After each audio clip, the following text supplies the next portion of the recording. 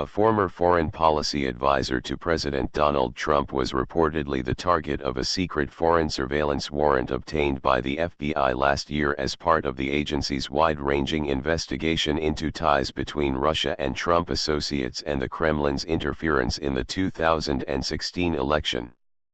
The revelation that Carter Page was the subject of the warrant that the FBI and Justice Department obtained from the Foreign Surveillance Intelligence Court, reported by the Washington Post on Tuesday evening, offers the strongest evidence yet that federal law enforcement was concerned about potential collusion between Moscow and the Trump campaign.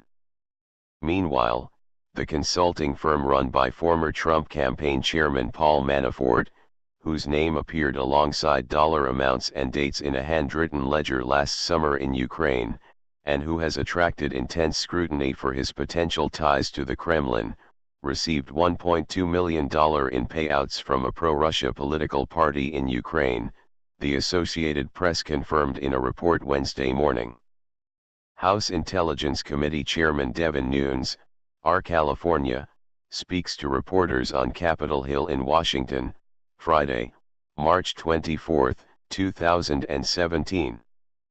Nunes said Friday that Paul Manafort, the former campaign chairman for President Donald Trump, volunteered to be interviewed by committee members. AP photo/J. Scott Applewhite. Nunes recuses self from Russia probe.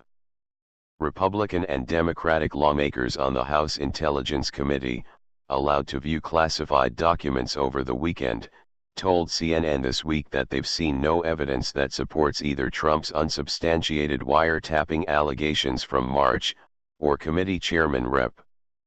Devin Nunes' allusions last month to political machinations behind the FBI's Russia probe.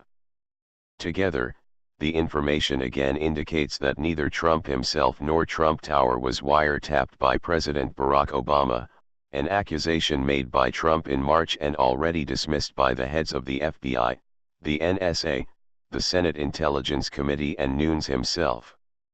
It also continues to raise questions about Russia's influence on Trump's inner circle and potential collusion between the Kremlin and Trump campaign. Page has attracted intense public scrutiny for his contacts with Russian agents, his travels to Russia and for his praise of Russian President Vladimir Putin during the campaign. Page has not been charged with any crime, but the warrant revealed Tuesday suggests that the FBI was concerned about the contact, and that the agency had probable cause to believe he was working as an agent on behalf of Russia. Trump, in an interview with The Washington Post in March 2016, referred to Page, a former investment banker and energy consultant, as a foreign policy advisor to his presidential campaign. A spokeswoman subsequently said Page's role was informal. Targets of FISA warrants, which are highly classified and obtained through secret court proceedings, are not notified of the warrants. Page is apparently the only American whose communications were targeted by a FISA warrant last year as part of the Russia investigation, which began in July 2016. Page has denied any wrongdoing, calling the investigation politically motivated and reportedly comparing the surveillance to FBI monitoring of the Rev. Martin Luther King, Jr. He told Politico that he welcomed the Washington Post's report, calling it very encouraging and adding he is so happy to hear that further confirmation is now being revealed that he is being made a political scapegoat. Questions have also swirled around Manafort and his connections to Putin's regime.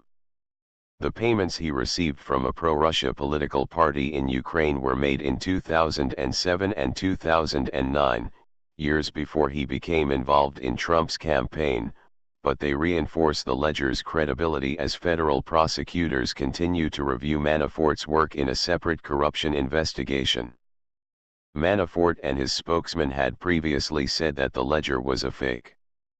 In a later statement, however, Manafort did not deny that his firm received the payments, instead telling the AP that any wire transactions received by my company are legitimate payments for political consulting work that was provided. I invoiced my clients and they paid via wire transfer, which I received through a U.S. bank. Manafort joined the Trump campaign in March 2016, but resigned just 5 months later after the New York Times reported that his name had appeared in the ledger. Yeah.